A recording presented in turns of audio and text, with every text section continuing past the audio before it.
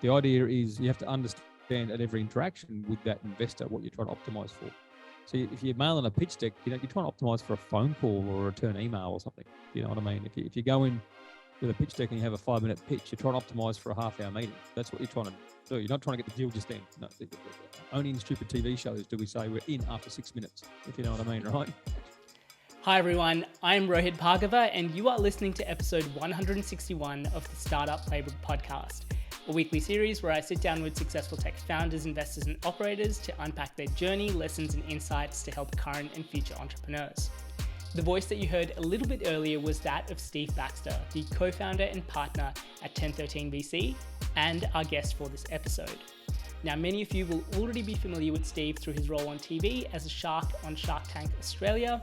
And in this episode, we uncover some of the journey and lessons from his early career, including him leaving high school at the age of 15 to join the army and launching SENet as a 24-year-old before it was acquired by Aussie Mail in the year 2000. We also deep dive into Steve's startup investment approach and philosophy at TEN13, as well as the process behind it. Before we get into this interview, I just wanted to say a big thank you to Pauline and the team at River City Labs in Brisbane for hosting us for this live podcast interview, as well as our partners for this episode. As you'll hear from Steve through this episode, from his experience, it is impossible to build a successful tech startup without any tech. And I know for those of you that are non-technical founders, this can be especially difficult. And that's why I'm excited to partner with the team at Dovetail Studios. Dovetail Studios operates a venture studio and a VC arm to help turn ambitious ideas into unstoppable businesses. On top of being a renowned product development partner for startups like Afterpay, they also have a VC fund to invest in early stage companies that go through their venture studio program. So if you're a non-technical early stage founder looking for a team to help supercharge your success, check out dovetailstudios.com. And as you're getting set to launch, you want to make sure you have the right legal infrastructure in place without having to pay an arm and a leg for it. Lawpath's legal advice plan gives you access to lawyers on demand for one low monthly fee. You can create documents, sign online, and even have a lawyer on call to help with any legal issues at a fraction of the cost. They've helped save Australian businesses over $100 million in legal fees and are offering Startup Playbook listeners 20% off their most popular plan. Head over to lawpath.com/playbook to get access to this exclusive discount. And hopefully post-launch, as you've got customers and revenue rolling in, you'll need help to manage your finances. And the best in the business are the team at Scendar. I run all of my personal and business accounting through them and can speak from first-hand experience that Gareth, Charlotte and the team at Scendar are more than just an accounting firm.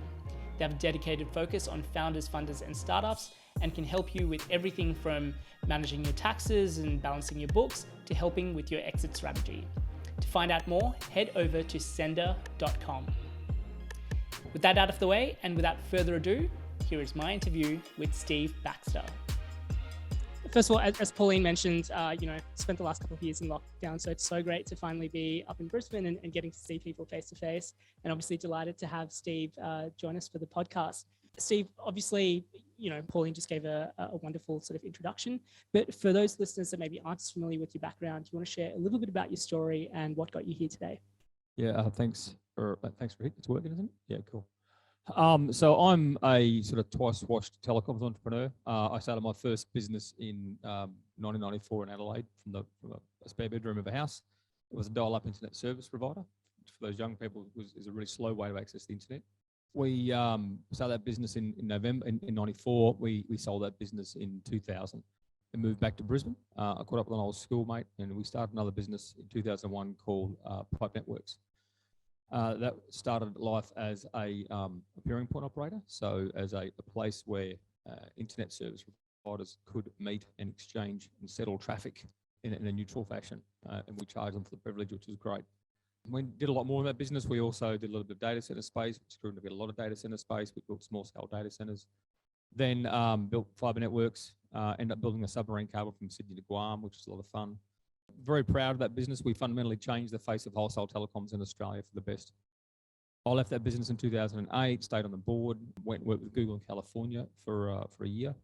Got there just as Lehman Brothers, was firing. 3 weeks after Lehman Brothers collapsed, we got to the US.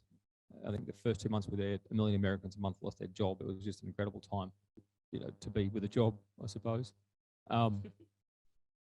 That was a lot of fun. Came back at the end of 2009, basically because California wanted to charge me 8.95% capital gains on top of Australia's capital gains tax, which just sucks. So we sort of left California and came back here in 2010, essentially, and got back into it.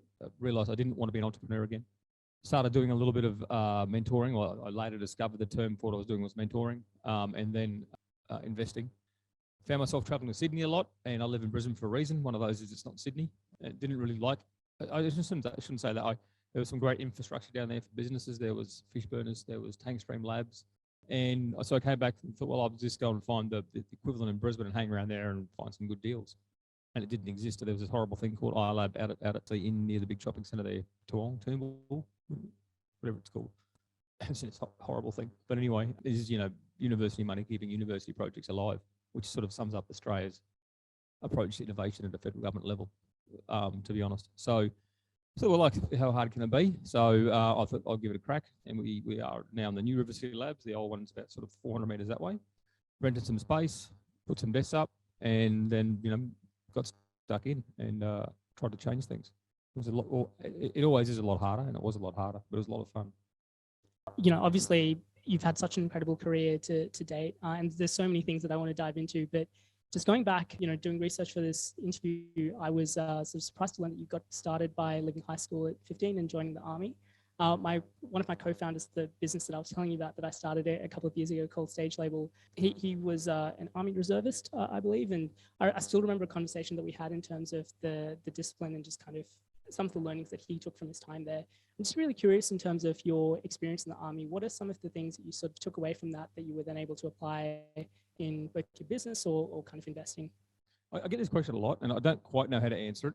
I'm a very proud soldier, sort of after father and husband, I want soldier on my gravestone, basically. So, but I'm not. I was in a peacetime army, so there was a curious time from '72 through to until we went into East Timor when we didn't literally serve in active conflict zones. There's a few peacekeeping missions, but that was really about it. So I was in that period of time, and so never served overseas and all the rest. So it was a very boring army. And let's face it, if you're in there and you're a volunteer, you go there to shoot people. At least that's the image in your head, if you know what I mean. You'll do that sort of stuff, whether that occurs or not. That never occurred for a lot of people. It still doesn't. It's only a very small portion of the army who get that kinetic. So I was in a lot of units that had somewhat low morale. I suppose they were good people, but we weren't doing much. We were practicing and not doing anything. And you can only practice to do your job and not actually do it for so long before, it just gets boring. And then young men being paid too much and with too much cheap alcohol, you can just imagine what happens. So what I took out of that was, there's a few things. I have an absolute poor attitude to people who lie or are late. There's just no excuse for it. It actually shows something to your soul, I believe. So I'm not sure that's healthy in business, and it's not healthy with modern workforce because the modern workforce is lazy and lies a lot. So that's not helpful. So it gave me a pretty good bullshit detector, to be honest. So which is helpful. It gave me a hell of a sense of humour. So because some of the crazy things that they used to do in the armed services were, which you probably can't do nowadays, thankfully, I suppose. So you had to laugh, otherwise you might cry. So pretty good sense of humour. So far as business skills, probably strict business skills, probably none. But I think there was a lot more softer aspects to what it brought over. And my answer to this question has mellowed over the years quite a bit, to be honest. So I'm not sure it's that relevant. It actually gives you a lot of bad aspects as well. Like you literally you're trying to figure out why the person, for example, your co-founder was trying to stab you in the back. That happened in the army. There were still murders over that stuff in the army, if you know what I mean. So you just didn't stab people in the back.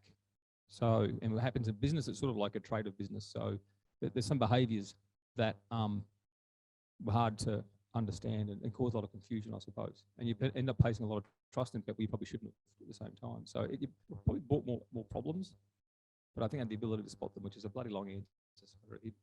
I don't know, and maybe nothing.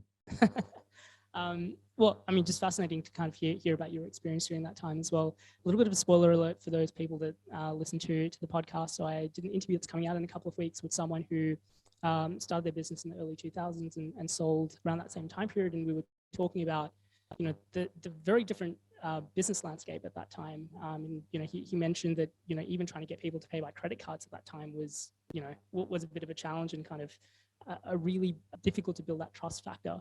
Fast forwarding a little bit to your early 20s when you launched SENet, what was that sort of experience like, and what was the sort of landscape like for you in terms of launching that? Well, so credit cards, it was somewhere there was. So 23 years old, took an $11,000 home loan deposit, started a business, installed 14 phone lines in a home we didn't own. It was an army married quarter. You had to seek permission for that sort of stuff, but I knew they'd say no, so there was no point in asking, really. So people used to mail us in money orders and checks in cash as well, to be honest. So it was all physical, not email, but like a stamp, send it in. You could do credit cards over the phone, but you had to then literally get a little chink machines, a little carbon copy machine. Horrible things. You had to keep the receipt for God knows how long, and all the rest of it was horrible stuff. We did one of the first implementations of online credit cards actually in Australia. Probably the first dozen anyway, I want to say. So that was interesting. That helped a whole bunch. So what's the actual question I'm trying to answer? Just in terms of the business landscape, I mean, what I was going to follow that up with was, I hear, if I have my numbers correct, that when you launched SENet, there were about 20 competitors, and at its peak, there were about 1,200. Again, what was it like sort of launching a business and kind of competing? Well, I learned a lot from that. That was very interesting, actually. There's nothing more terrifying than watching a well-funded competitor launch. And back then, how you actually got customers, we're in Adelaide, and because it was a dial-up business that in Australia, we used to have a 30 cent or 20 cent flat call rate. So you call anyone in your local city area for a flat call. So that was our little hack on Telstra's business model. People could dial up our business for hours and hours or days on end, and it cost them 30 cents. We charge them on top of that. I'm awfully forgetting. What's the question again? The glass half of wine, it's just got me. Yeah. This is why I tried not to drink before. I knew that I would struggle. So the question was, obviously the kind of environment that you were launching SENet in, especially, I guess, the competitive landscape of, having So we do that. And essentially, we started 11 grand, and we'd have a competitor to come out. I instinctively knew what it cost for a telephone line, what it cost for a server, what it cost for a position, what it cost for a separate telephone system for your tech support, for example. And you see people come out that have 30 staff that have like 150 phone lines. When I started with 14, for example, you just know how much money they spent. There was no hiding it. You could do it. And that was, I would have done it on the cheap. They would have done it probably for 50% more than that, because they had investors' money. Therefore, they had someone else's money. Therefore, you don't respect someone else's money as much as you respect your own. And so you'd see them. And the way we used to get business was a Saturday advertiser. The newspaper in the computer section was between 1 and 3 pages, depending. And you used to take out an ad on that. And these guys would sometimes take out the entire page ad in the Adelaide advertised computer section, and we were terrified. In the end, what it did was there's a saying, rising tide lifts all boats. There was a lot of that. I got taught a few things through that, and you wait until when your biggest competitor is your only supplier. So when Telstra launched Big Pond, that was an absolute death stare moment. That was actually quite scary. And it forms a lot of my politics today with respect to how government shouldn't own enterprise, because and they now own NBN, Ripper. So we're back to where we started from. Well, what it taught me was the fact that it's actually customer service that matters. So there was a few things that mattered. You used to have a contention ratio. So we had 300 customers and 30 phone lines. The contention ratio was 10 to 1, for example. And it would depend very much on the product you sold. Some, we used to contend at about sort of 12 to 1. Some would contend at 8 to 1. They had with different value products, I suppose. And we used to dial our competitors, understand if they're engaged or not, because at peak times or not, you'd be engaged and you couldn't actually get a line in. So we got a lot of information on our competitors. So we knew a lot about how that stuff operated. And the equipment back then, we could actually collect a lot of information. You can't do this now because of privacy, goddamn Privacy Act. So we used to collect a lot of information. We had this, is this being recorded? Unfortunately, this is just between us, right? We had this central box called Spooky. It was well named. Every log on every computer, on every access server, every modem sent all their log files to that one box, where some very smart computer programmers, and they tore those inbounds called syslog messages apart and radius messages apart. And they allocated each system event to a user at a certain point in time. So they actually allocated that event to a customer. You might think, well, big deal. That customer rings up, right? And they've got this. If you ever remember dialing up with, Trumpet WinSock and Windows 3.11, it was hit and miss. It was the stuff of legends if you got it right like 3 times in a row. So invariably went wrong, and they'd ring your tech support line, and it'd be some sort of drug smoker in Adelaide. Sorry. accusing you of having a problem on your service, because they were quite hard services to manage. And so we literally sit there and go, okay, we always authenticate the customer. What's your username? What's your last name? Identify who they are. You go, right, no, I'm trying to get to Yahoo and you must be down because I can't get there. No, sir, you're typing Yeehaw. So literally we had the log of the DNS server there. We could actually tell what they were typing in. And so we had 6 tech support people for 30,000 customers. We get them in and out in 30 seconds. Done. Off. So we learned very fast that good customer service, and we understood that our customers were driving other customers to us. So we had great referral, great word of mouth. And we used to maintain this little, was that $700 a week ad, and Adelaide advertiser. It would have been the size of, I don't know, probably a cigarette packet. Not a very big ad. We're in one of the 20s, not one of the 40 on the big pack of ciggies you get nowadays, one of the small packets of ciggies. But what we learned was, because when all these competitors came and went, and they caused you a bit of a heart flurry, in the end we sort of got used to it, and it was, we learned not to overreact when a competitor entered the market. Because you'd see them, they'd come with this massive splash, and their ad would get smaller and smaller and smaller. They'd disappear, then they'd disappear totally. They'd run out of money. They just screwed everything up. But we're sitting there probably after, I don't know, 2 years or something, and we're going like, this ad's just not performing for us. We know where traffic's coming from. It's not coming from this ad. I know what I can do with that money. Let's get rid of it. That Monday morning, the place went mad. People were ringing us up because you banked, you had a bit of credit with us and a bit of cash with us. They wanted to get their cash out. They thought we were going broke. So I had to maintain this stinking ad in Adelaide advertiser just to prove I was still around. So it taught me a lot. It taught customer service. So we did lots of things. We kept lots of statistics. We wrote our own software. Didn't know the word CRM until about 3 years after I sold this thing. We wrote all that stuff. You'd call us CRM nowadays. Wrote our own operating system, the whole deal. Our own sales, our own POS. They're called POS apparently, point of sale. I never knew that back then. And so we knew what type of staff member, because we had a counter, because you couldn't use credit cards. You had to walk in, you'd drive into our shop in Adelaide Groats, 222 Groats Street, Adelaide City, get out of your car, walk in, give us $100 or $50, whatever it was, and you'd walk out and you're back on the internet. Right? So, and we quickly knew the better sales people. So we actually see who was selling more, for example. So statistics, we looked at every last stat. We knew that the average hold time for a buck per hour service was 36 minutes, for example. If that fell by one minute either way, you knew there was a bad modem in the stack and you had to go and find it. And these are literally physical modems you had on a shelf. So, and we eventually got better and used machine tactics and scripts to go and find those dead modems and reset them automatically. You just knew. And if that happened, if you had 1 or 2 bad modems overnight, you can see the increase in tech support calls the next day. So get rid of the problems in business and you have happy customers, and then you just have good problems, not bad problems, right?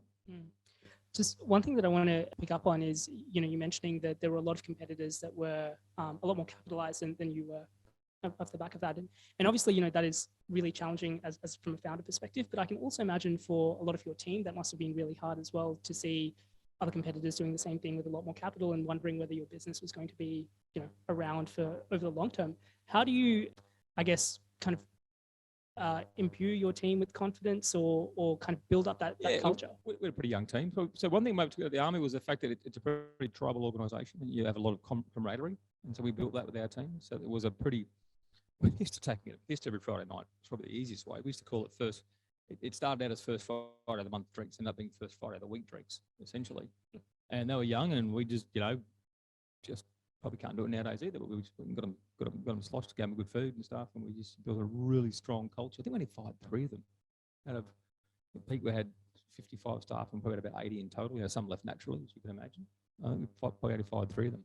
Probably should have fired 1 or 2 more, but for the most part, it was a good team. So one thing there is, I always believe, and I get new staff now in my business now, and they say, well, what are you doing? And we talk about the business, and it takes them a while not to say what are we doing, but what are you doing? And they talk about the thing they work for as if they don't work for it. It's like, well, no, it's us, it's team. You've got to instantly start thinking that way. So that's probably a pretty important artifact from the Army, to be honest. And just kind of touching on your journey, you mentioned you launched as a 24-year-old, you put your life savings into the business, and as anyone who's founded a startup, as most of the people in this room would know, it's never a straightforward journey. As you mentioned, you sold the company in the year 2000. I guess going back to that time, what sort of led up to the decision to sell versus sort of continuing, deciding to continue to go on? So we used to be, I can't remember how many telephone lines had in the end, but we were putting on 20, 30 telephone lines a week at one stage. And we were quite frugal with capital. We had a lot. We probably could have spent harder, but we were always planning for a bad for bad times, which never really turned up until the sort of post-Olympics, post-GST implementation. There's a little bit of it was a recession. There was definitely a couple of quarters of pretty suppressed growth. And that was scary to wear that, because that's actually, and get ready, guys, because that's coming. That's really, really scary all of a sudden. And so Telstra came and said, look, instead of, it takes us all this time, we can put this thing in your premises called a RIM. Everyone knows, if you ever had a DSL, RIMs are a lot more well known, probably post 2005, and this is like pre-2000. And we can, literally, we'll bring a fiber cable in, and we can bring the phone lines out of that box there and put them straight into your equipment there. It'll be so much easier. Okay, let's do that. And back then it was 33.6K connection. You used to get, there was the peak in modem technology was 33.6K. And people would literally, so that literally if they dial up, and you remember connect, you used to dial the modem up and you'd actually see the connect message. You didn't say connect 33.6 or connect 26.4 if you had a shit phone line or something like that. And if people knew they didn't have a shit phone line, they could get a good connection, and they got a bad one, they'd actually hang up and redial. So it'd go just at 1,000 bits per second faster. So we went from that, and we actually used to pull the connection, because we could see the connection speed from our end as well. So we'd pull the connection speed, and we saw the connection speed dropping down to like 22,000, 23, 24,000. We went from putting on sometimes 100 users a day to losing 50 a week, because it just stopped. I ended up getting a confidential settlement out of Telstra. They're called Telecom then, so maybe I can talk about it now. They're called Telstra. I don't know. Literally almost sent the business broke. And it ended up being just a fat finger program. It was the wrong software on the RIM, blah, blah, blah. They came and fixed it and all worked well. That took like 3 months of basically us just hemorrhaging business, right? That's why I hate monopolies. I didn't give a shit. They're like, well, okay, we know it's broken, but really, where are you going to go? And this is only meant to do telephone calls. It's not meant to be able to do data on, so you shouldn't be complaining. This is the stuff they're doing to us, right? And I thought to myself, well, if that's an accident, if it got serious, we're dead in the water. If they actually wanted to turn us off, we're gone. I got to get some cash off the table. So we started looking around after that, and probably took 18 months before we found a suitable acquirer. Yeah, and I think that obviously a lot of founders imagine the day when they'll go on to be acquired, but there isn't a whole heap of conversation in terms of what that process actually looks like. From, I guess, that moment that you decided to sell the company, what did that sort of next 18 months look like in terms of finding a buyer? So I went over to the US. I went to what's it called again? ISP Con, San Jose. Went to it quite a few years in a row, actually. And met up with a guy called Tom Militzer from cumbroker.com. It was fantastic. He was a business broker in the US. And the second time on the way to see him, I ran into one of our competitors at the airport in Adelaide, who had recently sold to Aussie Mail, a business called Camtech, a guy called Bruce Lynn. And I mentioned I'm off to go see Tom from Combroker, and he got all hot and bothered and wanted to sit down and do a deal. I'm like, oh, I'll do it. When I come back, I'll do it essentially. So it got them to the table, I suppose. There was lots of businesses being acquired at the time. I've had lots of friends who sold their businesses for 10, 15 times what I sold for in stock. And so what happened about 8 months after probably about 10 months after we sold, was all that stock was valueless. The dot-com crash happened. These guys just lost absolutely everything. And there's an absolutely heartwarming story out of this as well. So we took cash. The deal was announced at the time. It was ended up being about $5 million across 2 tranches, essentially. First tranche gutted me because it was just before John Howard got in. And one thing that there's an election coming up, right? And I tell you, if you want an exit, don't ever back an ALP government, right? Because I tell you what, at the time you used to lose. There was no capital gains tax discount. So literally 47.5% of what I got went to the government. The most gutting thing you've ever seen in your life. Then second tranche, that actually changed it. So the second tranche was actually the half of that, so 23.5 or 23.75, whatever it was. And just remember the last election, ALP Bill Shorten's policy was to do that again, right? So seriously, I can't believe how much of a free kick in the tech startup space that bloody ALP government get. That will be a disaster for this space, and they've proved it in the past. Sorry, political statement. Now, in all seriousness, in 2009, they came in and the Gillard government stopped employee share option plans. They changed the regulations, and literally awarding share options for employees became punitive. It was a punitive taxing arrangement for those employees. It was horrible. And so it didn't get fixed until 2015. And it was a coalition government that fixed it. I mean, you look at the litany of things they've done and how anyone thinks an ALP government will be good for innovation just absolutely astounds me, because everything they've done proves they're not. Anyway, so sold that business, 2 tranches, about 5 mil. Forgot what I'm up to now. Yeah. Well, I was actually just going to follow that up with a question, which was, I think you just mentioned that at the time, a lot of people that were being acquired were taking. Yeah, so I'll take the script. charges. Sorry, I'll take Yeah. the script. Yeah, so we took cash, and unfortunately, and there was one really heartwarming story out of that. So business I knew, there's a whole bunch of people doing roll-ups. There was small. We had 36,000 customers, I want to say, when we sold. And there was a bunch of players out there. We were probably eighth, ninth largest in Australia. So we were only in Adelaide. So and lots of people out there with 2, 3, 4,000 customers, and they were being rolled up. So people were going out there getting some money, rolling up, promising a stock market float. So they were vending in those businesses with stock in the headco, typical sort of roll-up stuff. And there's nothing wrong with that model. I'm not having to go that model. It was mugged by reality in the end. And so a lot of these things fell over. We start Pipe Networks, and for the first 6 or 8 months, 10, probably a year and a half, Pipe Networks, it was a bit tough. All businesses, your revenue expectations never come through. Started talking into a really good a peer of mine back in SENet, Michael Malone, who had IronNet. Said, look, I've just acquired this business down in Gippsland, a business called DataFast. And we're a bit unsure of their user numbers. We think they're crap. Can you go down there and just, we were after money. I think he paid me it was a good deal. Went down there. I was met at the door by this guy called Phil Britt. I'm not too sure if you know a company called Aussie Broadband now, but he's the CEO of Aussie Broadband. And Phil is not a small chap. He's tall and he's quite large. He still is. He's a lovely guy. Love him to death. Really love him to death. But he's standing there like a bouncer. I wasn't going to get in that door. Shit. I can't. He'll just punch me and I'll start punch. Right, this is not going to happen. End up chatting to him and had quite genuine conversation, and he let me in, took me through the logs, and it was all above board. It was all good. So that was my first interaction with Phil Britt. And then I saw him come back with Aussie Broadband and what he did there. And when he asked me to be an early shareholder, I rejected. I was at the Focus board. I rejected that. He asked me on the board. I rejected that as well. I really should have done quite well. And I've just seen Phil go and go and go and go. So you can go through that adversity of he built his own business. He believed someone's bullshit story about a roll up. He rolled it in. The value got destroyed. It got bought out from under him. He had to start again. But he did. He did start again. So, and he's winning. He is just a legend. Back ABB. I'm not a stockbroker. Don't take this advice. But back Phil Britt. Just going back slightly, what made you want to take a cash deal when everyone else was doing deals on shares? Shares weren't money. Shares weren't money. And I was actually being offered shares they did offer me shares in Aussie Mail. And it took a large part of the negotiate. They wanted to escrow. They wanted to lock the shares up for a couple of years. 18 months. Anyway, it was a long time. I said, no, not going to happen, not going to happen. And so we were going to get paid shares. We could sell them day one. And then halfway through our DD process, they actually sold Aussie Mail to Unit. And Unit said, no, as a part of the takeover, we can't have all this stock lying out there. Give the guys cash instead. So we got our outcome anyway. I was going to get, literally, that morning I was going to get shares. I was going to sell that afternoon anyway. So, but in the end, we just got the cash. So it was a lot easier.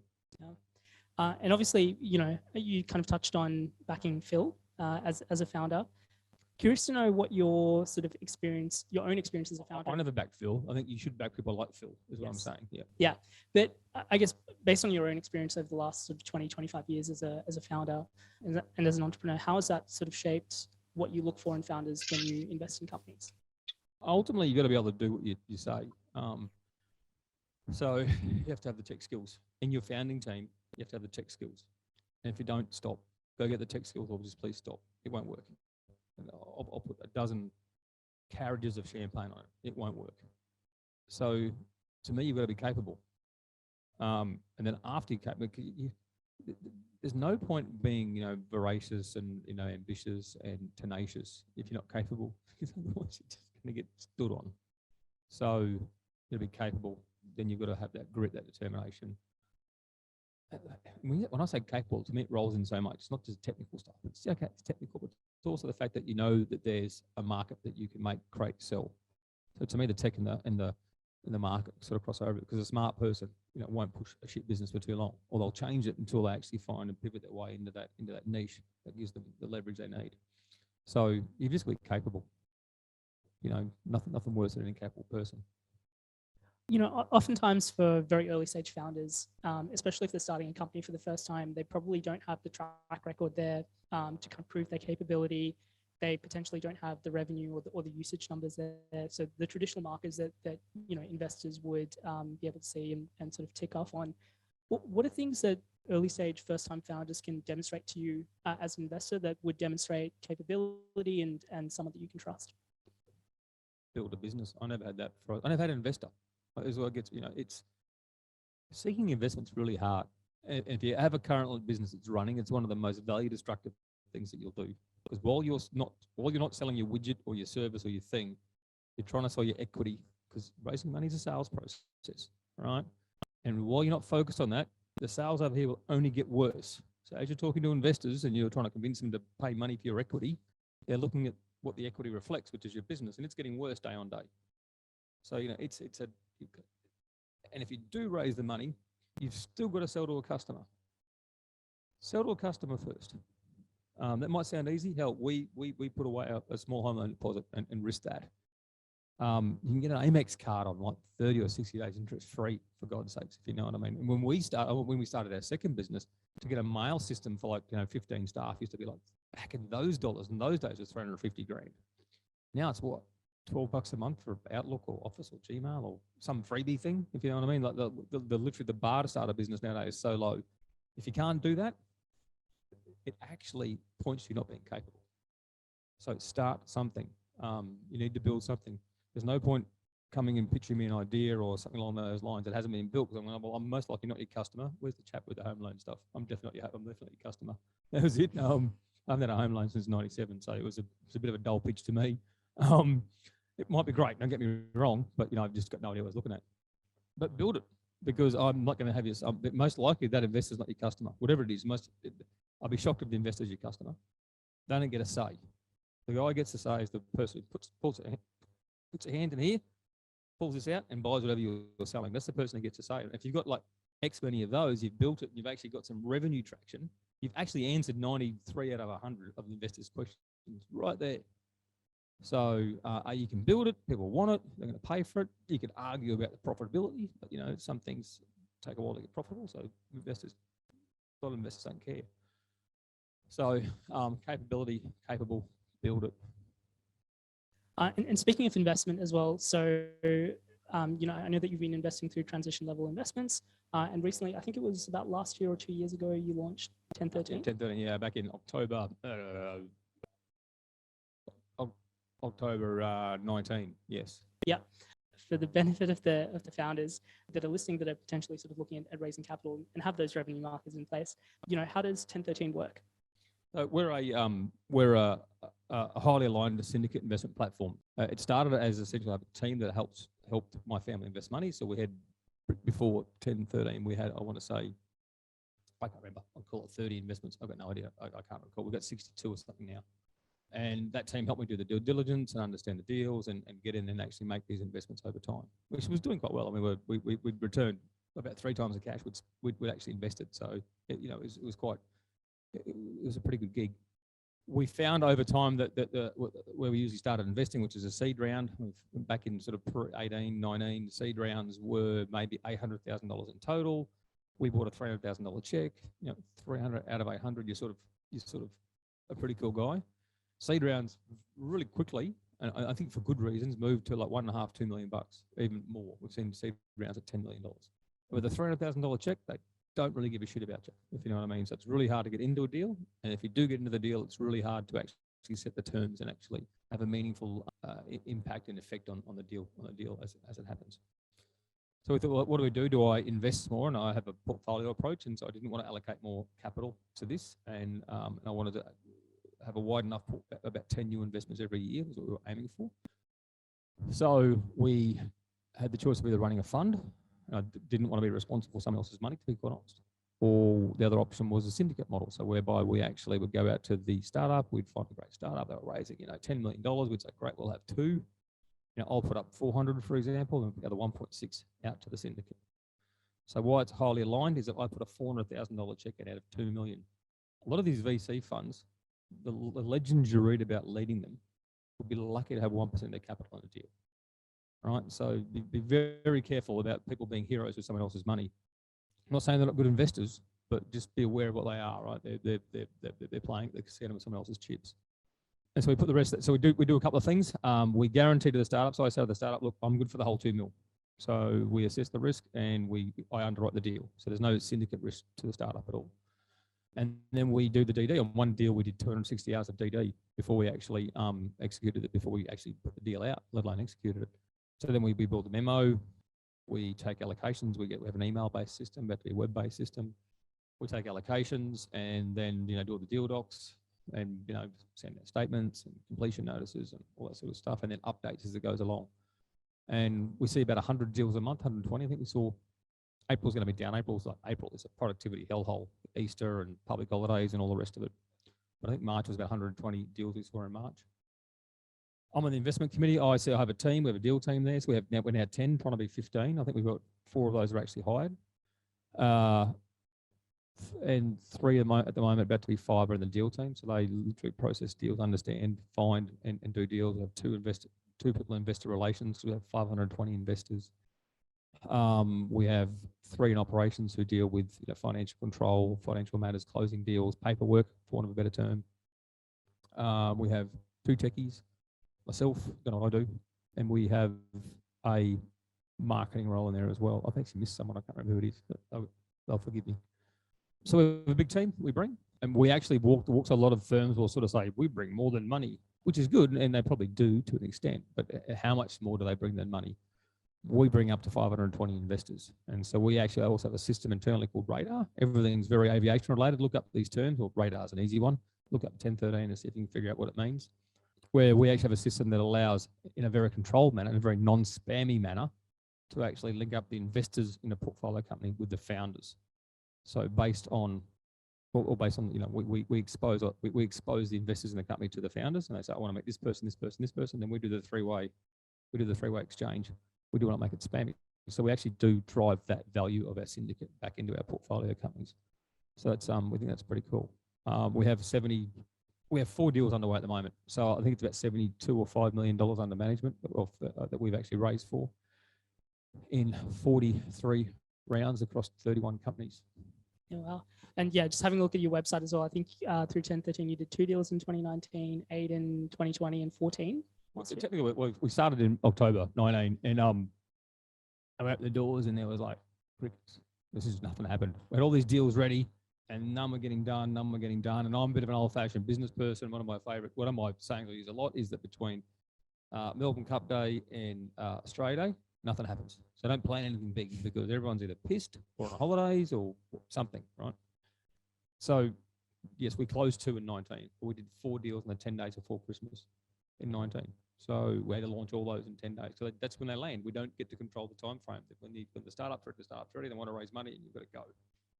And our investors backed us. It was great. So yeah, it was good. It was a good start. Yeah, absolutely. And again, you kind of touched on I think it's 260 hours of DD that you did on a particular company. Yeah, that was way too much. It was also like 300,000 US. I'm just like, come on, guys, stop. Let's not do this. But I'm just a shiny bummed chairman. There's a CEO, Stu, who runs it, so I just give him a hard time, and he ignores me. Again, I guess the fundraising process from a founder perspective can be a bit of a black box in terms of what happens behind the scenes from a VC fund or from something like TEN13. Are you able to share what that DD process is like, or what are things that you look for? Well, yeah. So you've got to sort of get into our funnel, and we have a cold funnel where we get pitched everything, peanut-powered lawnmowers through to cotton gins, everything that we don't invest in. So on that startup journey, pick your investor. Don't deliberately sort of understand why that person will invest in and why they'll invest, and actually only pitch them.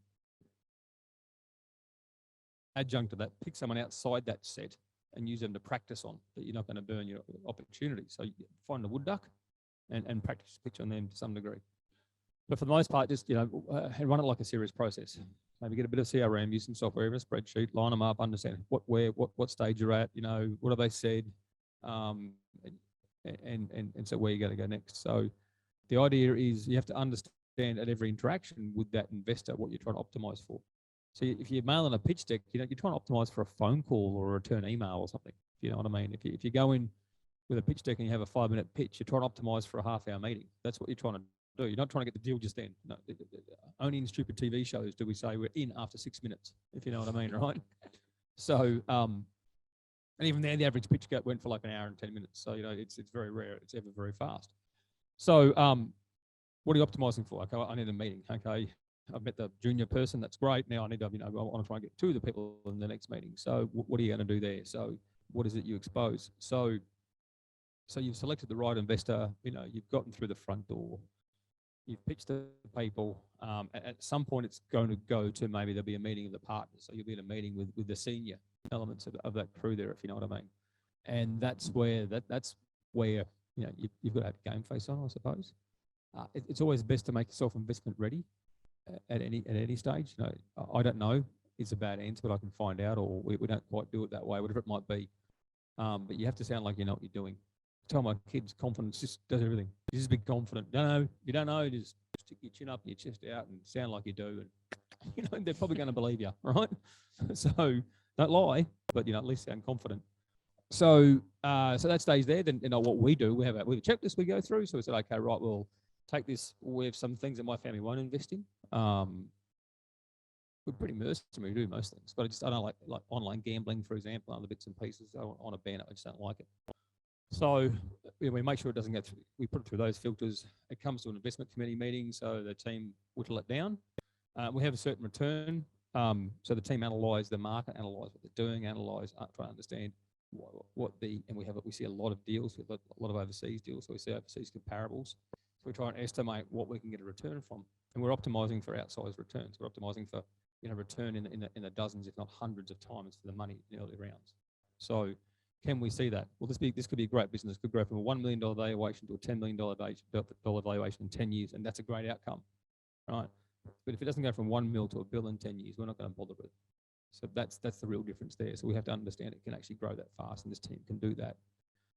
So I get through all those sort of gates and tests. Come to a committee meeting, which is myself and my wife. It's our family money. We're in the committee meeting, the investment committee meeting, and the deal team. Occasionally, we might have an external person, but it's pretty rare. And we go through the various options. We have a certain amount of capital we invest. So there's a budget, to be honest, because not everything's unlimited. And then out of that, we'll try and rank stack the next best thing the team gets to spend their time on. And so out of that, we have to tell people no. And it's not because business isn't good, but it's because it doesn't fit our criteria. It doesn't fit the perceptions of the information that was presented. And then if that happens, you get the no out of that, you just got to move on and find someone else. It's a sales process. They're called pipelines for a reason. Also, they're called funnels, for a reason. They're wide at the top, narrow at the bottom. You mentioned that you sort of have a look at baselines and see how that particular company is performing. Again, from a founder perspective, at least from my own experience, I felt like so much of it was insular, and I had a handle in my own company's metrics, but I had no idea what it was like in reflection to anything else. Are you able to share, what are things that sort of stand out to you, or particular things from a founder perspective that really show, I guess, above average performance or kind of potential for you?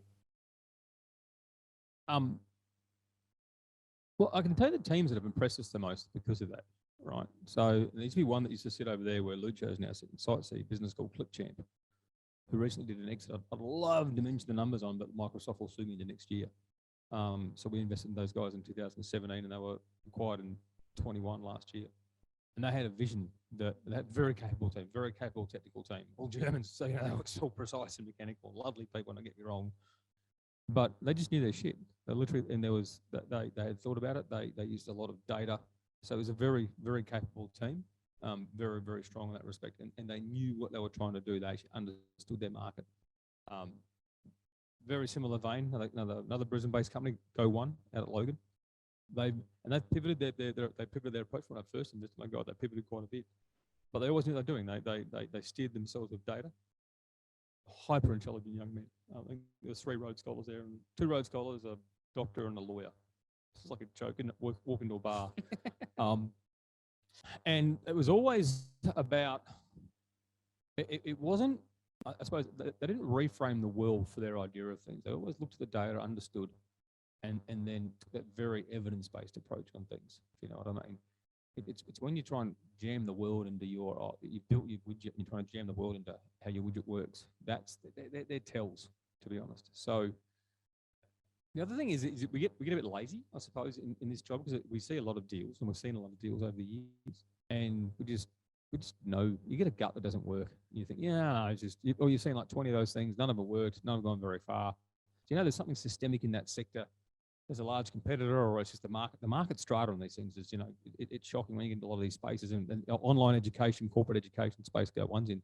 The stratification of that space is scary as hell. It's like a 4D sort of noughts and crosses board. It's just incredible. And those guys have it handled.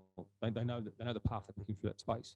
So when you see lots of businesses out there that are all sort of hitting the same limiting factors, you've got to think, well, okay, you know, do you bang your head into that wall, or you catch the next bus? It's easier. So from the startups, what impresses from the startups? That was the question there. So that's Go One. That's Clipchamp. They're probably the most direct. There's another business, but Queensland young lady. She's actually talking next week over at Schedulo. I'm lost. I think it's that way, isn't it? Yeah, it is that way. Holly Cardew. She had a business called Pixie. Now business was called Bop. Now it's called Carded. And she saw that space. And it's always nice when you get a recycled onto a recycled. Yeah, they're on their second or third business, for example, right? And Pixie was probably a sideways success. It wasn't a failure by any stretch of the imagination. Was it a runaway success? No, it wasn't. So she got the learnings out of that, which is great. Saw this problem and tenaciously followed it. Understood the market. Could sit there and be that subject matter expert in the room for probably the vast majority of her sector. So it just gives you a lot of confidence, right? That when every argument you come up against, that they've thought through, there's a rational argument there, and they can defeat you. They can answer it with data, I suppose. Ollie's a very impressive founder. Yeah. Final question on investing. From a founder perspective, a lot of the things that I hear is they get a lot of conflicting advice in terms of when they should go out to investors. A lot of VCs say it's never too early. Come and see us, you know, whenever you've got an idea. But as you mentioned, you know, it's really important. VC is an option game. They just want an option, right? That's why you get a lot of disingenuous no's from VCs, because they want to maintain an option. Like they don't want Larry and Sergey walking out the door with a no, right? That's what they're worried about, right? So, so they're trying to stay friends, right? So they can, you know, if you do, that you might not have quite got across your thing to them that day, but they want to stay in the mind and they want to be there and be ready for you in the future. So I get that you can get some pretty disingenuous no's out of that at the same time. So I think there's less of that now. Americans are very good at very genuine no's, very polite, business-like, formal, but no's. And we need to be better at that in Australia, to be honest. So, yeah. On that, do you have any advice for founders on when is the right time for them to start those initial conversations, knowing that, you know, as you said, unlikely to get, or you're not going to get money on the first meeting, but, you know, when should they start those conversations? You've heard the old saying, right, about money and advice. Go to someone for advice, for money and get advice, and go to someone for advice and get money. Yeah. So you should start those conversations before you need the money. That's a nothing statement, but it's true, right? A lot of people will start way too late. It will take 6 months. If it only takes 6 months, you should be happy. Okay? We've executed, you know, we've agreed to do deals in like 6 weeks, 8 weeks, and then because it's just not us, but there's other investors in the deal, it can take, we've still got 1 hour, it's about 7 weeks out. And we've got the money. It's not waiting us to close, it's waiting everybody else. So deals just take a long time, unfortunately. So look, you need to extract the reason why. So, okay, you're telling me this.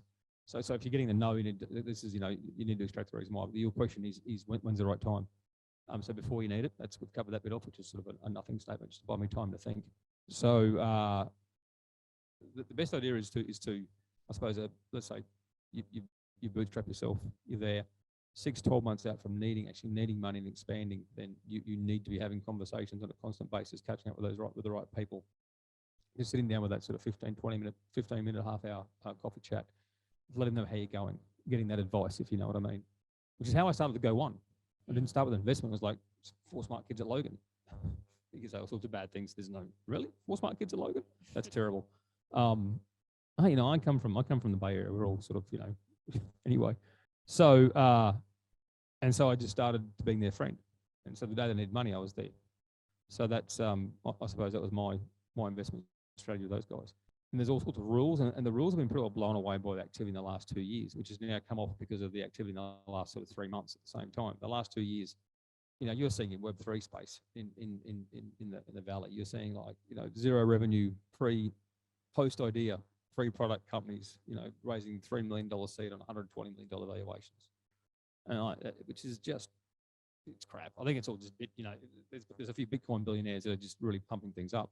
But, there's all sorts of rules of thumb out there. There's a great, if you're a SaaS business, there's an interesting thing out there called the SaaS napkin. You heard of the SaaS napkin? No. So it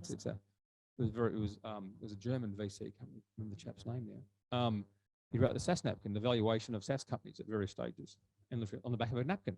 And so he releases this as an official thing.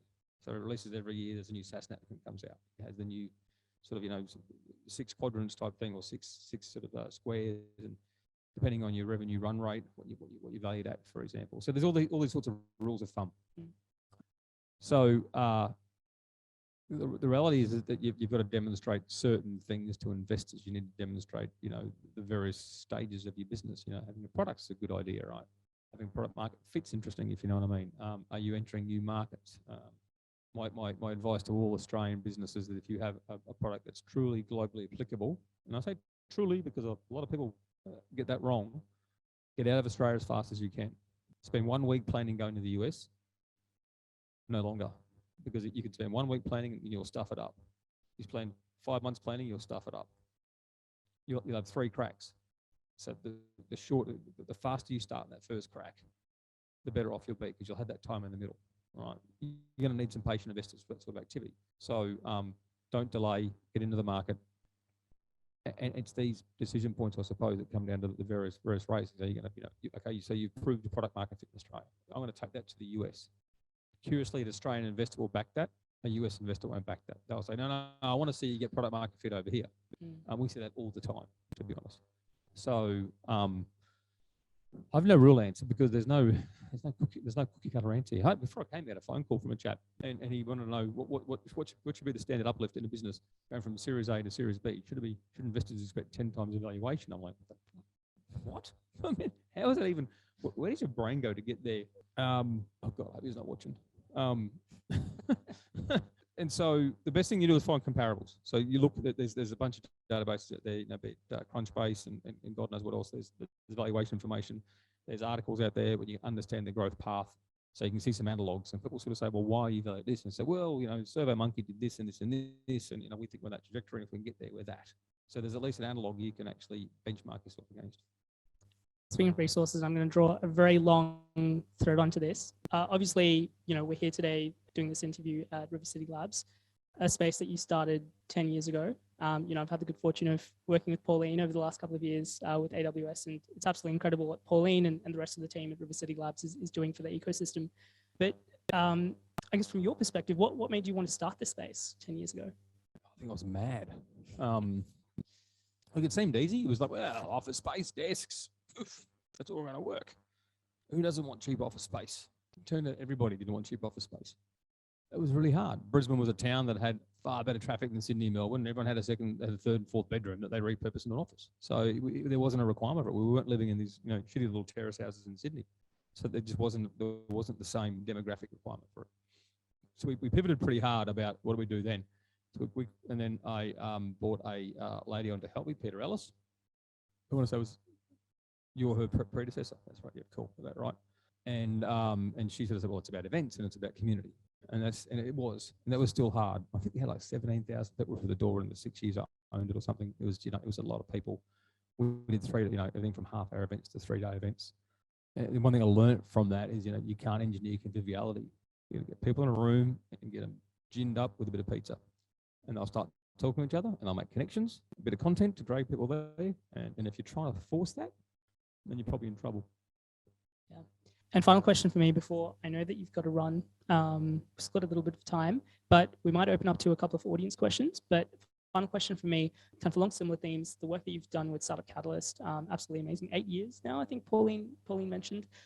From what I understand, the core thesis of the program is to kind of take founders from here and take them over to the US and expose them to a lot of the amazing things that are happening in the US.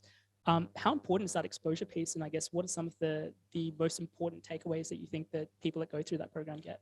Look, it has been very important, and I'm keen to understand if it's still important. So, I started Startup Catalyst. I got really tired of actually seeing really good young technical people.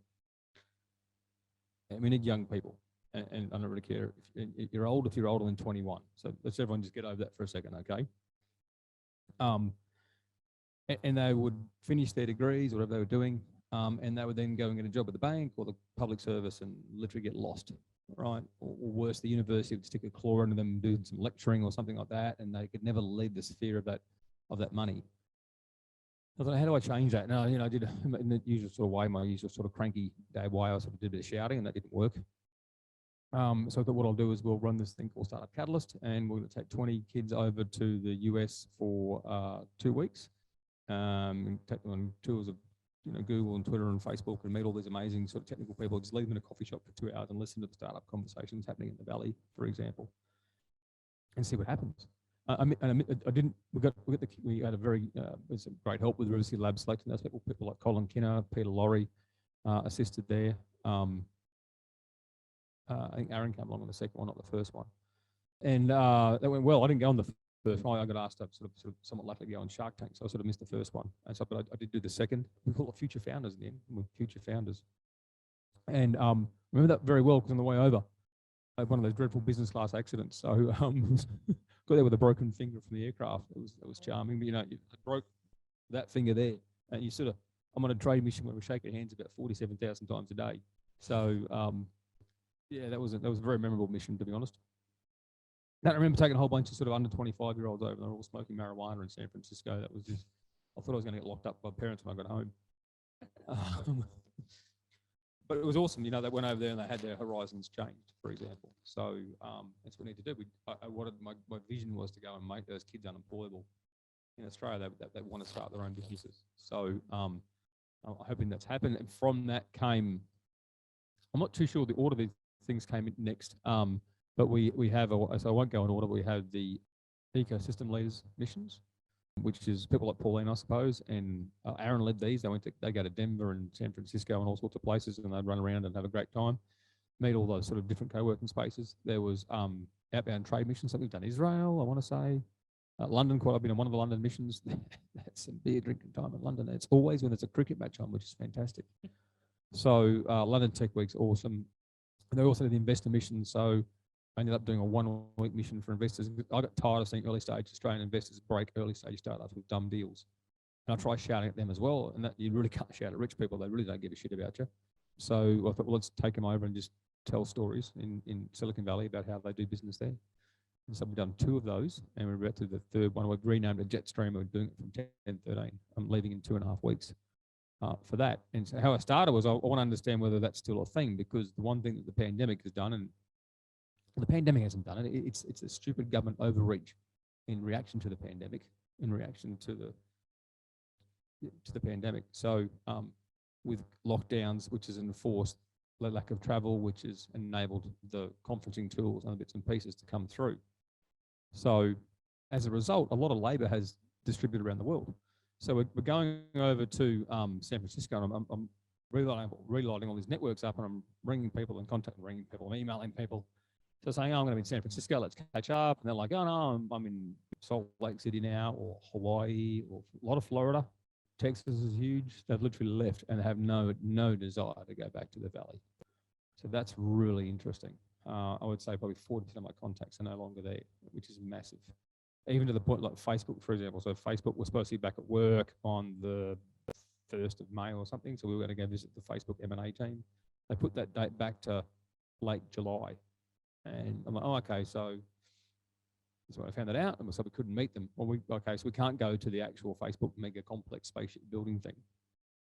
Can we just find an office somewhere and we can bring them in? Oh, no, this guy lives in Utah. This guy lives, they've all just gone, and this guy lives in Maui. They've all just, and then they'll come back for they've all got homes there now. And they're only going to fly back to California 1 day a week for the rest of their working life. So they fly and fly out to Silicon Valley, which is amazing. So, and it's good we can do that, because let's face it, it's not a very nice, I actually quite like it as a city, but it's got its own social problems. It's got lots of social problems. But hopefully, those things balance out over time, because it is, there's a lot of really, and the city was never the heart of Silicon Valley. The valley was actually down the bay, so 30 miles south was where it all started, probably 50 miles south was where it all started, down in San Jose. So I'm hoping that that's still a innovative core engine for the Western democratic world. That's pretty important, to be honest. So it'll be interesting. Fantastic. And on that note, I think we've got time for a couple of questions. If anyone's got questions, if you just want to shout it out, I'll repeat it into the microphone. Right, I'll just repeat the question. So the question was, I guess through your investment thesis, do you have room or have you ever made sort of exception for outliers? Who's been the successful outlier? Canva, successful outlier. I was there in Perth when she pitched back in 2011, 2012, when it was at the AusApp Awards. Literally, no, she's not a successful outlier. She had a business before that. She was a second-time founder. In fact, she's probably the antithesis of actually what you should be doing. She had a scrapbooking business beforehand. So no, need to find another one. I didn't know you can think about it. I mean, Canva's an amazing. That's no diss on the Canva business, no diss on the founders, or anything like that, right? But outlier. If they're out there, I'd love to hear them, to be honest. But I'd struggle. Yeah, I'd struggle to. Yeah. Question up the back. Yeah, the question is, have you or do you have any appetite to invest in crypto? I think crypto coins are largely scams, and everyone should steer clear of them. So, because of my celebrity profile, I have my face is used incessantly on scam crypto ads. My best man got scammed by a crypto ad, for God's sake. He didn't bother calling me and saying, "Is this true?"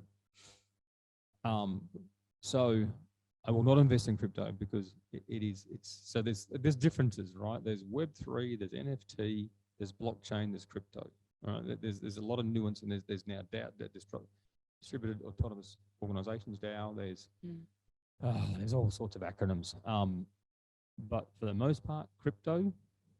So the problem I have with most crypto, this is actually why I somewhat like NFTs. One thing I don't like about crypto, when we talk about crypto, I'm talking about the currency and the coins and that sort of crazy carry on. It's not linked to the real world. A lot of blockchain things aren't linked to the real world either. So they'll sort of say that for example, that we're going to trace the bona fides of a certain valuable object, for example, right, using the blockchain. And you can keep a perfect record that no one can interfere with, and you can tell who bought it, when. But you can't tie this thing to a piece of digital ID. It's impossible. However, in these large online gaming universes, these metaverse, and I sort of hate that term quite a bit as well, but where the operator of the gaming or the online environment can actually control the tokens that are exchanged, or the in-game items that are exchanged, then using NFTs, non-fungible tokens, you can actually have the only, so in Fortnite or whatever it might be, you can have the only Mona Lisa. There's only one Mona Lisa that looks exactly like that, and no one else is allowed to copy it. It's probably the only place that technology actually and has true traction. It's got a lot of traction too, because the gaming space is worth how many times more than Hollywood? Like it's worth like 27 times more than Hollywood or something. It's a massive industry, right? Mm. So there's a great Brisbane business here run by a chap called Stephen Phillips, and the business is called Splash, and they make trinkets, online digital trinkets for these gaming universes, and they make like stages and microphones and keyboards for these virtual players to have concerts. Not my thing, but it's a lot of people's thing, and they'll have like 600,000 kids turn up to a concert to hear digital music made by the digital artifacts that a studio in Brisbane is creating. That's fantastic. So don't like crypto. I think crypto is mostly scam. Probably going to make money from us, but I made money from this and that. And I don't care. It's still a scam. I've got to say that because people are using my face to promote it. I hate it. Probably time for one more question. Yep. So similar question. Is there a hype that's artificially built up around the metaverse and everything associated with it? Oh, undoubtedly so. But there's a hype cycle. You've probably seen the concept hype cycle. It's part of that. So it's an actual thing. There are online universes, realities, whatever you want to call them, where tens of millions of people go to interact, and they don't go to shoot guns as much anymore. It's much of a social experience than anything else. I couldn't think of anything worse to do, to be honest. But is it overhyped? a lot of money gets transacted in a day. It's quite, but it's been happening for a while. Back from you ever heard the term the term gold farmer? It's a bit more derogatory. It was used to be called Chinese gold farmer because it was mostly out of sort of southern China where this occurred. Where in these games, in order for you to get ahead, you'd actually pay. There's a sweatshop in China somewhere where you actually, these guys are hanging around the part of the game where every 10 minutes a little piece of gold will turn up. They collect enough of it, and then you actually exchange real dollars on PayPal to drop that gold from that person. So they were like your mule to get your in-game trinkets. So NFT is a new way to monetize that activity to some degree. So, and the gaming guys are really good at getting attention and getting revenue. It was Mafia Wars. So before or during River City Labs, I ran something called Right Pedal Studios, which was my first sort of, I don't like managing other people's money because we had about 12 investors and we cooked up about 750 grand funding 5 games that didn't work. They were all sophisticated investors. It was all, no one went in with their eyes closed. But I worked out how hard the gaming business is, and it was, it's a hits business. It's a pulse, and when it hits, it burns bright and goes away, right? But the gaming guys and how they can monetize, and there's one game. It was like a game where you get to buy tanks. You had to start with 2 tanks, and you take your mate, and you had 1 tank, so therefore you won, right? And the motto of the development team and the product team, the company, was monetize revenge. So literally, how can we let you buy some more stuff from some real money so you can get 3 tanks and you can go kill his 2 tanks, and then he'll go like, screw that, I'll pay another $1.50 whatever it might be, and I'll buy bigger tanks and go and kill you. So it's very easy. And a lot of the reason I actually don't like, I'm going around in circles a bit here, sorry. I don't like online gambling is because it's programmatically and using very powerful algorithms, you can attack people's weaknesses, right? And gambling is a very bad way to do it. And that bookies do it, but you have to walk into a goddamn bookmakers. I don't mind that so much, right? When it's online, it speaks to some of the worst of human behavior. So I was going to draw another long point there, something else I said before, but I've totally forgotten it anyway. But sorry, and with that there, one of those other overhyped technologies is AI. So I would have said, oh golly, what, 5-6 years ago? And I think I'm on record in a few articles and newspapers saying, I think, because I would think of AI. I said, well, it's just the latest highbrow computer science. I've come through the relational database revolution in the mid-90s, if you know what I mean, and God knows how many different communications technologies increments that will build as revolutionary. And the latest one of those is 5G. And they're all better, they're all faster, they're all do something really cooler, right? So, and they all start with a hype. So, but there's a big market behind the metaverse. On that note, a big thank you to all of you that came along to join us this evening, and for those of you tuning in live, and a big thank you to Pauline and the River City Labs team for hosting us this evening. And Steve, of course, thank you so much for taking the time to be on the podcast. For anyone that wants to find out more, say hello, get in touch, and about around TEN13, what's the best way for them to do that? Probably TEN13 VC. Someone reminded me I don't do LinkedIn invitations apparently, so I think LinkedIn's a bit spammy. But there's a pitch us link or something along those lines. On the pitch, we're at your October event. I want to say something tech. We're going to be there. The team's going to be there. So that's October. That's not far away. That's scary, isn't it? It's not very far away at all. So the team will be around. Twitter, yeah. Elon's got Twitter back. I've been on Twitter for 3 years. I've had a great couple of days. I don't really do much business stuff on Twitter. Look, the TEN13 LinkedIn is probably the way to go, to be honest. We put a lot of professional, good content out there. Websites are a pain in the ass to maintain. It's always out of date. And we'll try and get to more events as they're happening now, to be honest. This is my second one today. So bring it on. Absolutely. Once again, Steve, thanks so much for coming on the podcast. Thank you. Cheers. Thanks for listening to episode 161 of the Startup Playbook podcast. As always, full show notes from this interview will be available at startupplaybook.co. I'll be back next week with another episode, but in the meantime, if you enjoyed this interview, please don't forget to like, share, and subscribe on whatever platform it is that you listen or watch your podcasts. Thank you for tuning in, and I'll see you next week.